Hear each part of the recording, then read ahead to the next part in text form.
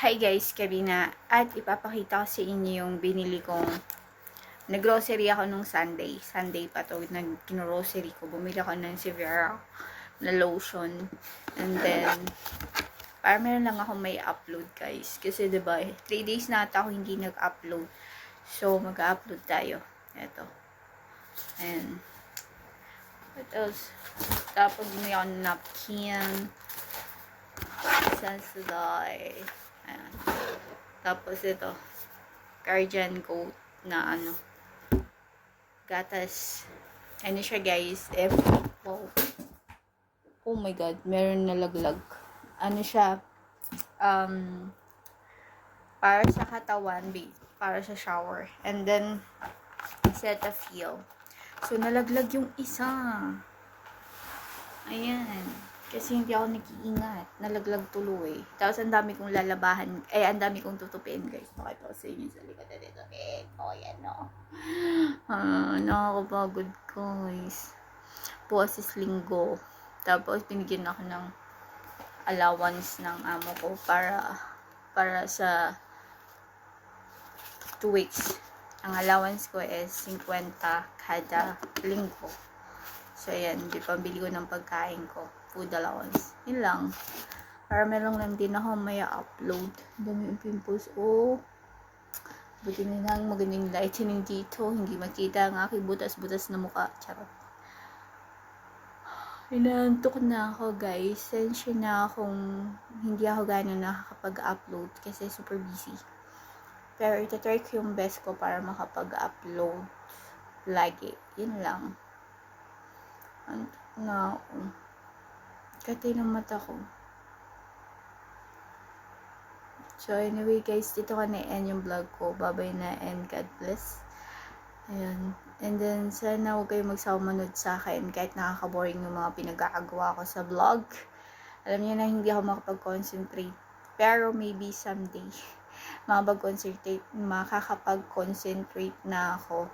And then, I hope sana gumaling na yung mommy ko. Kasi yung mommy ko may sakit siya. Ayun. Ang hirap kapag ganito yung sitwasyon. Ay, ang hirap. Ano ba explain mo? Sana pagdating ng panahon is titigil na ako sa work. Na wala na akong iisipin. Alam niyo ba, may kukwento pala ako sa inyo. Meron nag-offer sa akin na sa Pilipinas na mag-open ng business.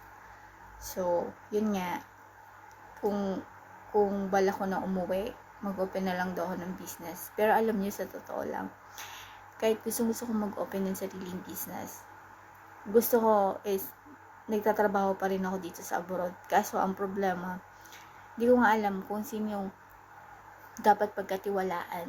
Gusto ko kasi mag-open ng business na bigas, ganon. Kasi yung friend ko, nag-message siya sa akin.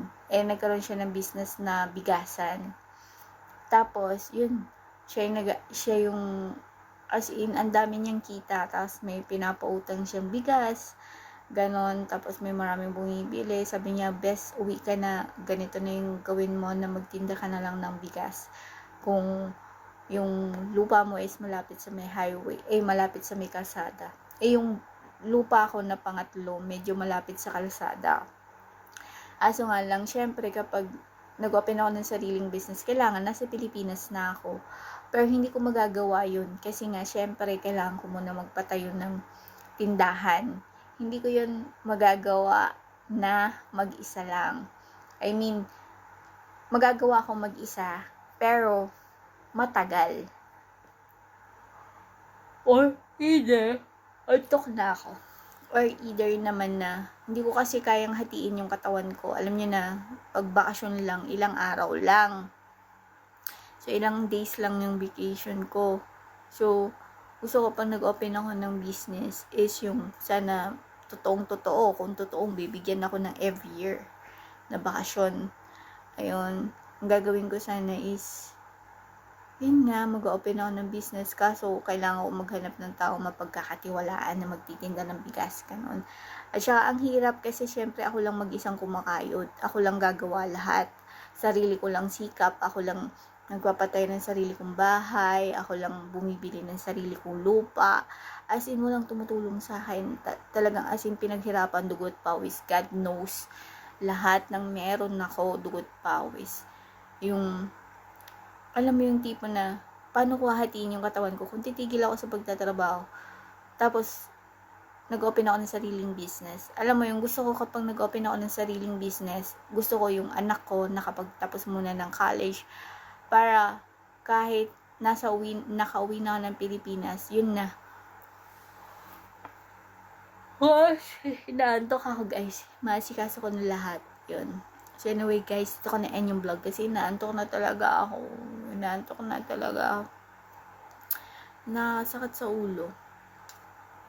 Ganda ng lightning dito guys. Alam nyo, kahit hindi ako maputi, pinapaputi ako ng ilaw. Yung ilaw, pinapaputi ako guys. Yung ilaw dito.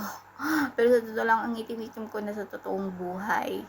Ang dami ko rin pimples. And nung nakita niyo yung pimples ko, thanks for the lightening. Kaya ako, naging maganda. Charot.